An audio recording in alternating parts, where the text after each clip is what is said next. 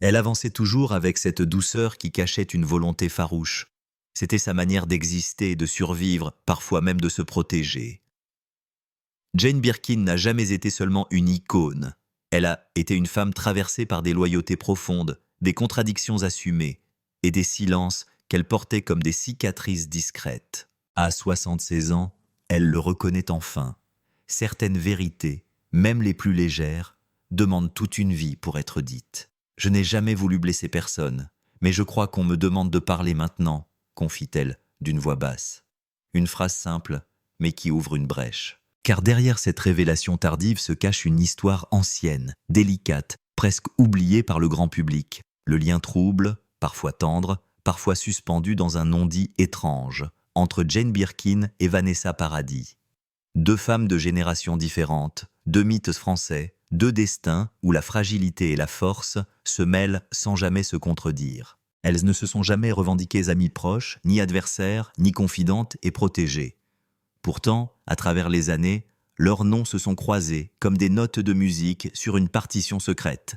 Une admiration silencieuse, des malentendus qui n'ont jamais éclaté en plein jour, un respect qui avait l'élégance de ne pas toujours savoir se dire. Alors pourquoi Jane Birkin parle-t-elle aujourd'hui ? Pourquoi maintenant, à cet âge où l'on ne cherche plus à séduire le monde, mais à lui laisser une trace juste, honnête, respirable ? La réponse se devine dans un souffle lorsqu'elle ajoute « J'ai gardé ça pour moi ». Trop longtemps peut-être, et Vanessa mérite que je le dise. Ce qu'elle n'avait jamais formulé publiquement, c'est ce mélange de distance, d'affection et de regret.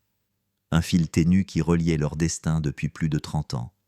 Un fil que personne ne voyait vraiment, mais qui, pour elle, avait toujours vibré. Aujourd'hui, Jane Birkin revient sur cette histoire, la sienne, mais aussi celle d'une jeune artiste qu'elle a regardée grandir sous les projecteurs.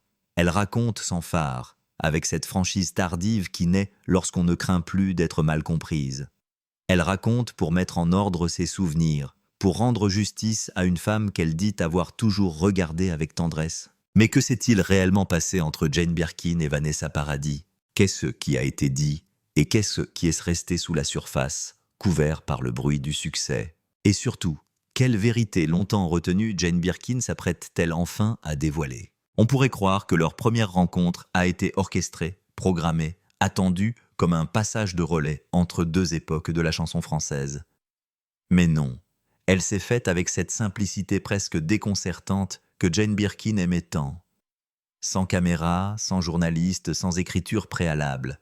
Juste une présence, juste une intuition. C'était à la fin des années 1980. Vanessa Paradis venait d'avoir ce que toute jeune artiste de 17 ans aurait appelé un vertige. Joe le taxi l'avait propulsé dans un monde où le succès arrive plus vite que les mots pour le décrire. Jane, elle, observait tout cela de loin, avec un mélange d'admiration et d'inquiétude. Les jeunes artistes, on les lance comme des flèches, et parfois on oublie la cible, dira-t-elle plus tard. Quand elles se sont croisées pour la première fois, Jane l'a raconté comme un moment suspendu. Elle avait ce regard à la fois assuré et tremblant. Un regard que je connaissais trop bien, confie-t-elle. Ce n'était pas une rencontre d'artistes, c'était une rencontre de deux sensibilités, de deux fragilités qui se reconnaissent immédiatement, sans mot de passe. Vanessa, de son côté, a toujours tenu une forme de distance respectueuse, consciente qu'elle rencontrait non seulement une chanteuse, mais une figure presque mythologique à ses yeux. C'était Jane. La Jane, dira-t-elle une fois dans une interview. Une femme dont la voix, les choix, les engagements avaient façonné un idéal artistique dans l'imaginaire collectif. Ce jour-là, pourtant, rien n'avait cette aura sacrée. Jane s'était approchée avec un sourire discret. Elle avait demandé simplement « Tu tiens le coup ?» Vanessa avait hoché la tête, un peu surprise par la douceur directe de la question. « Oui, enfin je crois. » Et Jane avait ri, ce petit rire clair qu'on lui connaissait, avant de glisser. « Personne ne tient le coup à ton âge. On survit. C'est déjà beaucoup. » Il n'y avait pas eu de grande conversation. Pas de promesses, pas de conseils livrés comme une prophétie. Juste ce moment, ce tout petit moment, où une femme qui savait trop bien ce que signifie être propulsée sous les projecteurs avait reconnu la solitude derrière le succès d'une adolescente. Ce qui a marqué Jane ce jour-là, ce n'était pas la célébrité naissante de Vanessa, ni l'enthousiasme autour d'elle. C'était autre chose. Une forme de retenue. un instinct de protection que Jane connaissait depuis sa propre jeunesse. Elle voyait en Vanessa une jeune fille qui avançait trop vite, trop haut, trop seule.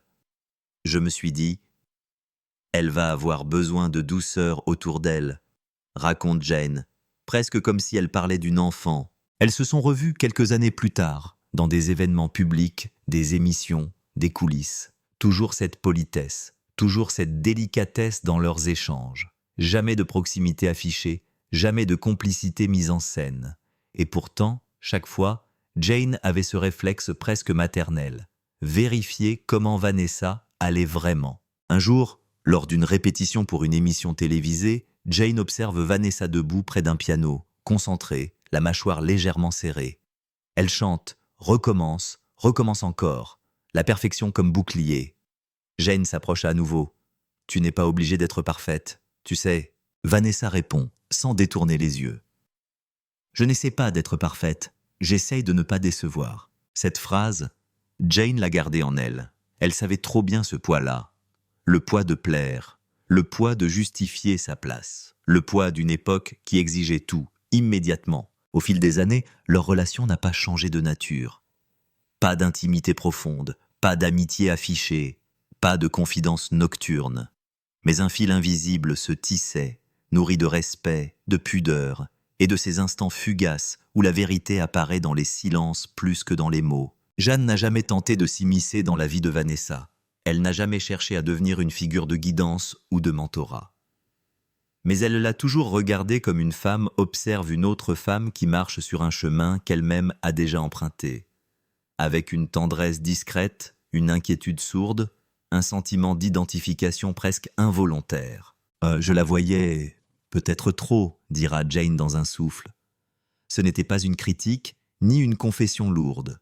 C'était la reconnaissance d'un miroir, celui de la jeunesse exposée, de la fragilité médiatique, du talent que l'on exige avant même qu'il ne se consolide. La rencontre entre Jane Birkin et Vanessa Paradis n'a jamais fait la une des journaux. Elle n'a jamais été racontée avec emphase.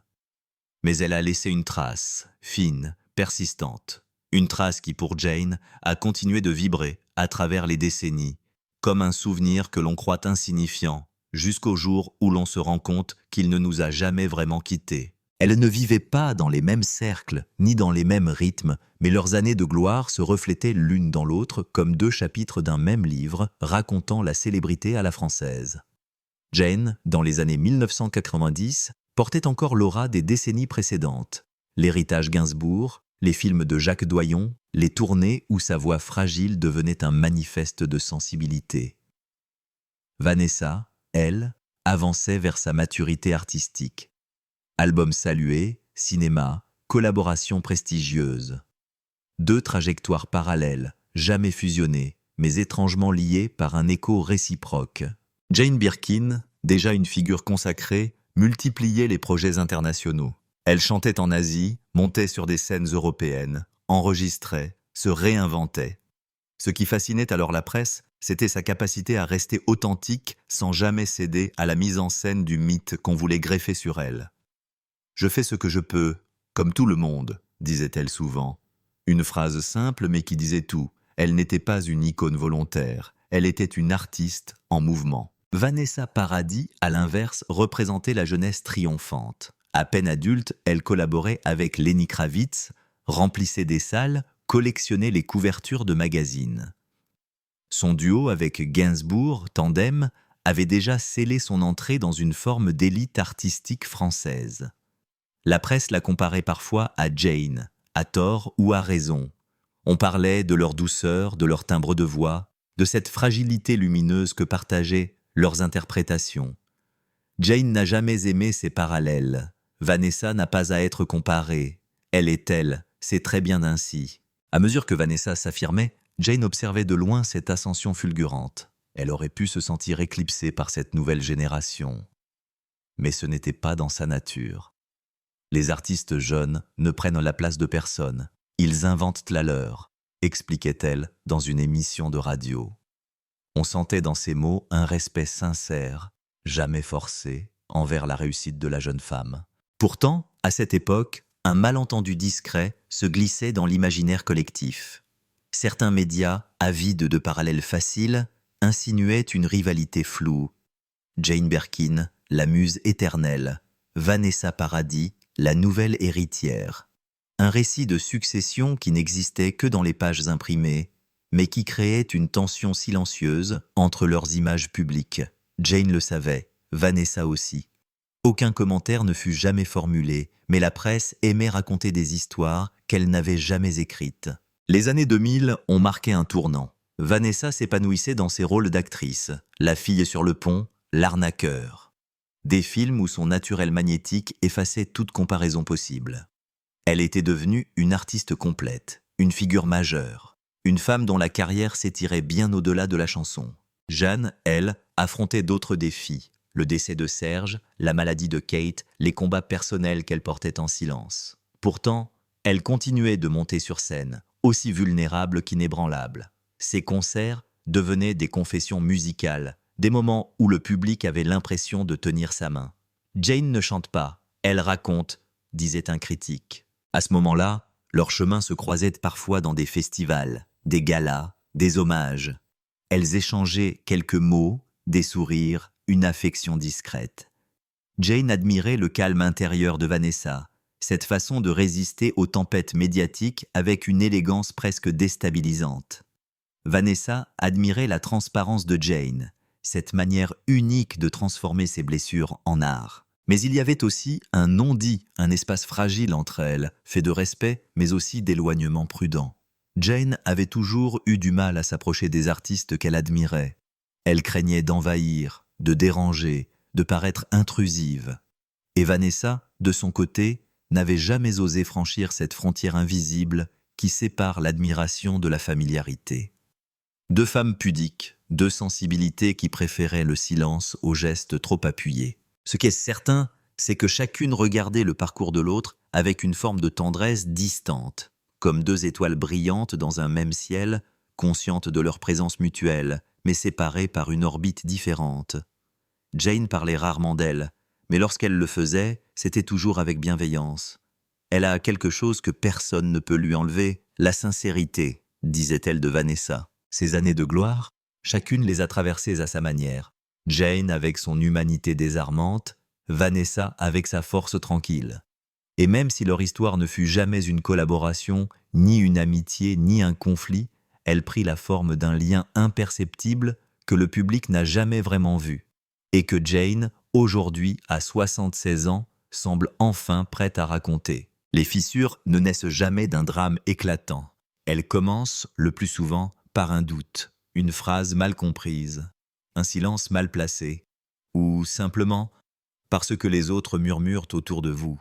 Dans l'histoire entre Jane Birkin et Vanessa Paradis, c'est précisément ce genre de fissures invisibles qui ont commencé à s'installer doucement, presque sournoisement. Mais alors, quand les choses ont-elles commencé à se tendre, même imperceptiblement, pas entre elles, entre leurs images? Le malentendu prenait forme dans les médias, dans ces comparaisons insistantes qui revenaient comme une rengaine. Des titres, Vanessa, la nouvelle muse, le timbre à la Birkin, le relais entre deux époques. Jeanne détestait ces formulations. Vanessa aussi. Pourtant, elles devenaient monnaie courante. Et les deux femmes, chacune dans sa pudeur, se retrouvaient prises dans un récit dont elles n'étaient ni les autrices ni les bénéficiaires. Pourtant, une tension douce, silencieuse, s'installait. Jane, en entendant ces comparaisons, ressentait une gêne profonde. Elle ne voulait pas qu'on lui prête une position qu'elle n'avait jamais revendiquée, celle de la figure à qui l'on oppose une héritière. De son côté, Vanessa craignait d'être enfermée dans un cadre qu'elle n'avait pas choisi, celui de la remplaçante. Aucune des deux ne parlait, mais leur regard, parfois, trahissait une forme de lassitude. Puis il y eut un moment précis, souvent rapporté par les proches, rarement commenté publiquement. Ce soir-là, lors d'un gala en faveur d'une association, les deux femmes étaient invitées. Jane devait chanter. Vanessa présentait un prix. Elles se sont croisées dans un couloir, entourées de maquilleurs, de journalistes, de techniciens qui couraient d'un plateau à l'autre. Un chaos organisé. Vanessa s'était approchée pour saluer Jane, avec ce sourire discret qu'on lui connaît. Jane avait répondu avec chaleur, mais un peu trop vite, un peu trop brièvement. Vanessa s'était figée un instant, pas vexée, mais troublée. Quelque chose avait glissé, une infime distance. Plus tard, Jane expliquera « Je traversais une période terrible. J'étais ailleurs. Mais j'ai eu peur qu'elle pense que je ne voulais pas lui parler. Vanessa, elle, n'en fera jamais un sujet. Mais le malaise, même minuscule, se déposa quelque part entre elles. Et comme souvent dans ces histoires où la pudeur domine, ce n'est pas l'événement lui-même qui blesse, c'est le silence qui suit. Aucun message, aucun appel, personne n'a cherché à éclaircir, par crainte, par respect, ou simplement parce que chacune vivait sa propre tempête. Mais alors, pourquoi ce silence s'est-il prolongé? La réponse est simple. La vie, ses secousses, ses priorités. Les années suivantes furent éprouvantes pour Jane. L'état de santé de Kate, les opérations, l'angoisse constante. Elle s'enfonçait dans un chagrin qu'elle tentait de transformer en engagement, en chanson, en geste de courage. Elle n'avait plus l'énergie de se soucier des malentendus extérieurs. Vanessa, elle, construisait sa famille, ses films, sa carrière qui se densifiait. Elle avançait, droite, concentrée, parfois fatiguée par la pression des médias, par les attentes, par la maternité vécue sous objectif. Ce n'était pas un éloignement volontaire, c'était un éloignement de circonstances. Et puis, il y eut cette interview que personne n'a oubliée. Une journaliste, cherchant une phrase jolie, demanda à Jane ce qu'elle pensait de la génération d'artistes incarnée par Vanessa Paradis. Jane répondit avec sincérité, mais avec cette spontanéité qui parfois se retourne contre elle. Elles n'ont pas besoin qu'on les compare à nous. Elles font leur propre chemin. Une réponse douce, mais dans laquelle la presse découpa un morceau, l'orienta, la transforma en sous-entendu « Jane Birkin prend ses distances avec Vanessa Paradis ». Pourtant, ce n'était pas ce qu'elle voulait dire. De son côté, Vanessa, interrogée quelques mois plus tard, resta fidèle à elle-même. « J'ai beaucoup de respect pour Jane. Simple, droite, irréprochable. Mais certains médias, encore une fois, préféraient la narration facile plutôt que la vérité. Une pseudo-tension, inventée par l'extérieur, entretenue par les titres sensationnalistes. Les fissures n'étaient pas entre elles, les fissures étaient autour d'elles. Mais une phrase, un geste, un mot manqué, et l'on finit par se demander, est-ce que l'autre a perçu la même chose? Jeanne, surtout dans ces années-là, avait peur de déranger. Vanessa, elle, avait peur de surinterpréter. Deux discrétions qui, mises face à face, créent une distance malgré elles. Ce qui est certain, c'est que les années ont passé sans qu'elles ne trouvent réellement le temps ou le courage de combler cette distance. Leur relation n'était pas brisée, elle était en suspens, comme un fil qui tient encore, mais qui n'est plus tendu. Et c'est précisément ce fil fragile, presque imperceptible, que Jane Birkin, à 76 ans, s'apprête enfin à regarder en face et à comprendre. Il n'y a jamais eu de rupture déclarée entre Jane Birkin et Vanessa Paradis. Pas de dispute, pas d'éclat, pas de phrases malheureuses lancées en pleine lumière. Leur rupture, si l'on peut utiliser ce mot, a pris la forme d'une distance progressive, renforcée par les crises personnelles que chacune traversait à sa manière. Une distance silencieuse, presque pudique, qui ne disait pas son nom, mais qui existait. Ce qui est arrivé ensuite n'avait rien à voir avec elles deux. Et pourtant, cela a tout changé. Pour Jane, les années 2010 ont été un champ de bataille intérieure. L'état de santé de sa fille Kate la plongeait dans une angoisse permanente. Jane vivait dans une vigilance épuisante, guettant les signes, les fluctuations, les alertes. Elle en parlait à demi-mot dans les interviews. Quand on a des inquiétudes pour ses enfants, tout le reste s'efface. C'était vrai. Les galas, les rencontres, les regards échangés dans les coulisses, tout cela devenait secondaire. Jane ne voyait plus le monde. Elle résistait, simplement. Puis vint le drame. La disparition de Kate en 2013. Un événement qui a tout écrasé, qui a redéfini la vie de Jane, son rapport au temps, au public, aux autres, et forcément à Vanessa. Il n'y avait plus de place pour les malentendus, ni pour les liens ténus. Jane se retirait dans une forme de silence protecteur. Les proches disent qu'elle vivait sous l'eau. Elle avançait, mais au ralenti, comme dans un milieu plus lourd que l'air. Elle n'avait plus la force de chercher les mots, encore moins de renouer avec des personnes avec qui la relation n'avait jamais été totalement définie. Pendant ce temps-là, Vanessa a affronté ses propres tempêtes, différentes mais tout aussi profondes. La séparation très médiatisée avec Johnny Depp en 2012 avait été un choc pour elle, non pas pour les raisons que les magazines racontaient, mais pour la violence de l'exposition. Les gens oublient que derrière les photos, il y a des enfants, avait-elle confié lors d'une promotion. Vanessa se repliait, elle aussi. Elle protégeait, elle se protégeait. Elle avançait, mais dans un couloir étroit, fait de pudeur, d'instinct maternel, de fatigue émotionnelle. 2 femmes, donc, chacune enfermée dans un monde d'épreuves, chacune absorbée par des responsabilités et des douleurs impossibles à partager. Comment, dans ces conditions, aurait-elle pu raviver le fil fragile qui les avait un temps reliés? Les journalistes, pourtant, continuaient parfois à interroger. Jane Birkin et Vanessa Paradis, une relation distendue. Les titres circulaient, mais ces mots ne touchaient ni l'une ni l'autre.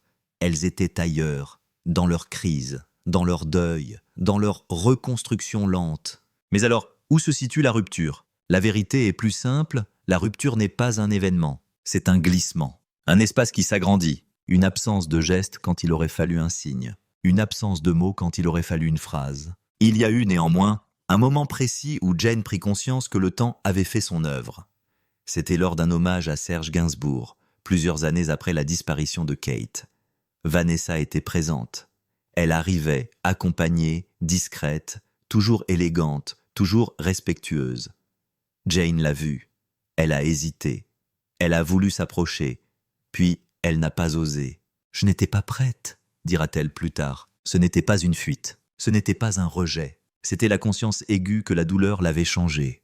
Qu'elle n'était plus celle qu'elle avait été, dans les couloirs, dans les répétitions, dans les soirées caritatives où leurs regards se croisaient jadis. Pourtant, Vanessa, ce soir-là, apercevant Jane, lui a adressé un sourire. Un sourire clair, sincère, de ceux qui disent « Je ne t'ai pas oublié ». Jeanne, émue, n'a pas réussi à répondre autrement que par un mouvement de tête, trop bref, trop discret. Elle en a gardé une forme de regret.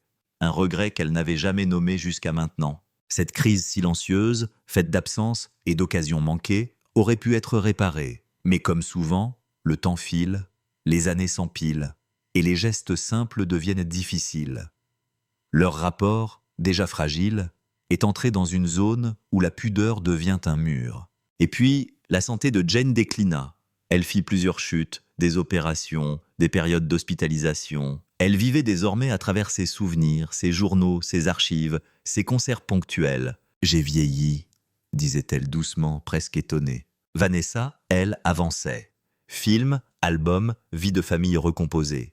Elle n'oubliait rien, mais elle n'était pas du genre à forcer les retrouvailles. Ainsi, elles ont traversé des crises parallèles, sans jamais se retrouver vraiment. 2 trajectoires séparées par le hasard, par la douleur, par le silence, mais jamais par l'indifférence. Et c'est précisément dans ce contexte, après ces années de tumulte intérieur, que Jane Birkin fera une révélation inattendue, une révélation qui éclaire toute leur histoire d'un jour nouveau. Après les années de crise, il y a toujours un temps suspendu, un temps où l'on n'avance plus vraiment, mais où l'on n'est plus tout à fait brisé non plus.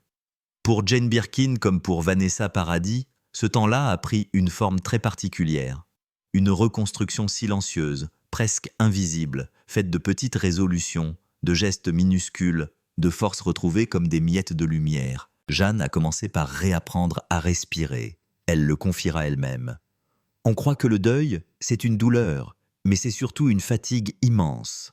Elle se levait tôt, écrivait quelques lignes, marchait dans des rues qu'elle connaissait depuis toujours, mais qu'elle voyait différemment. Elle recommençait à chanter, parfois devant seulement 10 ou 15 personnes, lors de répétitions ouvertes. Elle riait à nouveau, timidement d'abord, puis plus franchement lorsque son entourage l'encourageait. Sa voix, encore fragile, retrouvait des inflexions douces. Son regard redevient plus clair. Elle revenait au monde par fragments. Vanessa, quant à elle, avançait dans une dynamique différente. Ses enfants grandissaient, ses projets s'enchaînaient, sa carrière se stabilisait. Elle disait souvent dans les interviews « J'ai appris à séparer ce que je vis de ce que l'on raconte de moi ». Cette phrase, qui pourrait sembler anodine, était en réalité la clé de sa résilience.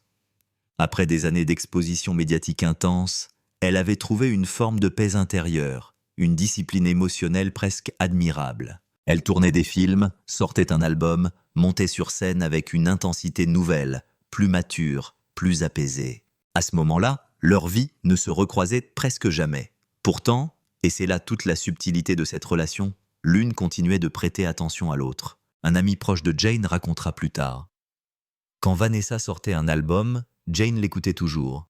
Elle le faisait en silence, sans commenter, mais elle voulait savoir où en était cette jeune femme qu'elle avait vue à ses débuts. On imagine très bien Jane, assise dans son salon, casque sur les oreilles, découvrant les chansons comme on ouvre une lettre d'une personne qu'on n'a jamais vraiment connue, mais qu'on n'a jamais réussi à oublier. Vanessa, elle aussi, gardait une affection particulière pour Jane. Lorsqu'on lui demandait quels artistes l'avaient marquée dans sa jeunesse, elle citait souvent Gainsbourg, mais ajoutait presque toujours Jane, parce qu'elle a inventé une façon d'être sincère. Une phrase brève, mais lourde de sens. Dans le milieu artistique, l'authenticité est souvent un luxe rare. Et Vanessa, discrète par nature, reconnaissait chez Jane une forme d'héritage émotionnel qu'elle respectait profondément. Mais alors, comment deux femmes liées par un fil aussi fin pouvaient-elles encore s'influencer mutuellement, même à distance? Par les mots, par les gestes, par ces rares moments où leurs univers se frôlaient à nouveau sans vraiment se toucher. En 2018, lors d'un concert hommage, Vanessa interprète une chanson de Gainsbourg. Jane était dans la salle. Personne ne le savait, elle n'avait pas prévenu. Quand la musique commença, Jane ferma les yeux. Elle avait ce geste qu'on lui connaissait, la tête légèrement inclinée, la main posée sur son écharpe. À la fin de la chanson, elle murmura « Elle a grandi, elle a tout compris », un compliment qu'elle n'a jamais prononcé publiquement. Vanessa, après le concert, apprit que Jane était présente. On rapporte qu'elle eut un sourire presque enfantin. Elle aurait dit simplement « Alors, j'espère qu'elle a aimé ». Encore une fois, une phrase courte, mais qui dit tout. Les années suivantes furent plus douces pour Jane. Elle sortit un nouvel album, « Oh, pardon tu dormais », un projet profondément intime. Les critiques saluèrent son courage. Vanessa, elle, reprit la route des tournées, des plateaux, de la création. 2 trajectoires apaisées, 2 renaissances différentes. La question n'est pas de savoir si elles se sont revues longuement, ni si elles ont eu une conversation réparatrice. Rien n'indique que cela ait eu lieu. Ce qu'on sait, en revanche, c'est que la crispation silencieuse des années précédentes s'était amoindrie. Le poids de la comparaison s'était éteint. Les blessures personnelles, peu à peu, avaient été pansées. Les 2 femmes avaient évolué. Elles avaient survécu à leur tempête. Il restait la tendresse, diffuse, discrète, et cette forme d'admiration lointaine, presque pudique, qu'elles avaient toujours partagée sans la dire. C'est dans cette après-tempête, justement, que Jane prendra une décision inattendue, celle de parler. Non pas pour régler des comptes, non pas pour réécrire l'histoire, mais pour laisser une trace juste, humaine, sincère, avant que sa voix ne se taise pour de bon. Ce qui vient ensuite, c'est la vérité qu'elle n'avait jamais prononcée. La vérité qu'elle réserve à Vanessa et à elle seule. Elle avait longtemps refusé de parler. Pas par stratégie, pas par orgueil, mais parce qu'elle pensait profondément qu'un sentiment non formulé n'avait pas besoin d'être exposé au monde. Jane Birkin a toujours eu cette pudeur, dire seulement ce qui peut aider et taire ce qui pourrait blesser. Alors, lorsqu'elle décide enfin de livrer ce qu'elle n'a jamais dit, comme elle l'appelle doucement, tout se fait dans un murmure, pas dans un éclat. La révélation ne surgit pas lors d'une interview officielle, ni dans un livre, ni dans une émission hommage. Elle arrive dans une conversation enregistrée par hasard pour un documentaire consacré à sa fin de carrière. Une équipe filmait, étonnée de voir Jane si lucide, si calme, dans un fauteuil trop large pour elle. On discutait de transmission, d'admiration, de jeunesse artistique.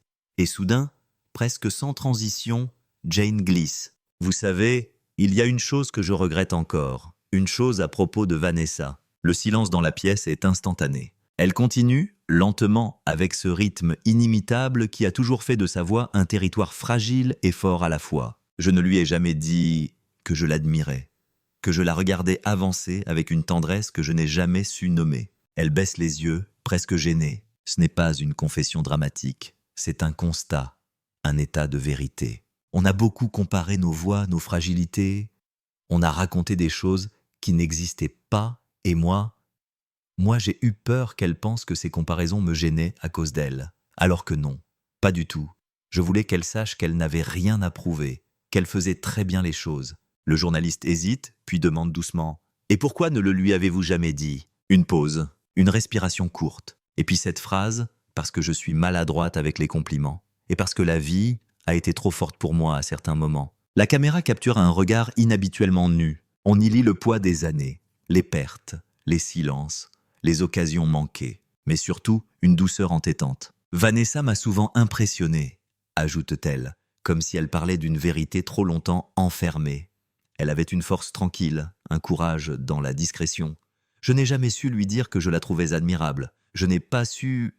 Voilà, ce n'est pas une révélation spectaculaire. C'est pire, c'est une vérité simple, humaine, celle qui fait mal précisément parce qu'elle est douce. Elle poursuit, « Un jour je l'ai vue chanter Tandem, et j'ai pensé, elle a compris Serge sans le copier. C'est très rare, très précieux, j'aurais aimé lui dire. Un technicien, hors champ, demande presque timidement, « Vous pensez qu'il est trop tard ?» Jeanne sourit, ce petit sourire asymétrique qui faisait partie d'elle depuis toujours. Trop tard pour parler? Peut-être, mais trop tard pour ressentir? Jamais. Puis elle ajoute, dans un souffle qui semble glisser hors du cadre, « Si elle entend ça un jour, j'espère qu'elle saura que je n'ai jamais été distante avec elle. » Juste effrayée par ma propre fragilité. Cette phrase, captée presque involontairement, deviendra le cœur du documentaire. On n'y entend pas de regrets amers, ni de reproches. Seulement la reconnaissance d'une vérité. Jane Birkin n'a pas su exprimer l'affection sincère qu'elle avait pour Vanessa Paradis. Une affection discrète, retenue, devenue invisible avec le temps. Et c'est là que réside l'essentiel de cette révélation. Jane n'a jamais ressenti de rivalité, jamais de distance volontaire, jamais de jugement. Juste une admiration silencieuse, une sororité à retardement, une pudeur qui, pour la première fois, se fissurait enfin. Elle conclut, les yeux brillants mais pas humides. Je crois que j'aurais aimé lui dire merci.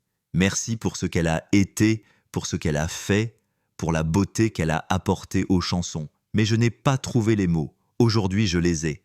Alors voilà, merci Vanessa, merci vraiment. Cette confession, dite sans recherche d'effet, sans posture, sans volonté d'émouvoir, est peut-être la plus belle qu'elle ait laissée. Une vérité tardive mais limpide. Une vérité donnée comme un cadeau fragile et entier. La révélation est simple, elle l'a admirée. Elle ne l'a jamais dit, et elle voulait, avant que tout ne s'éteigne, que cela soit entendu.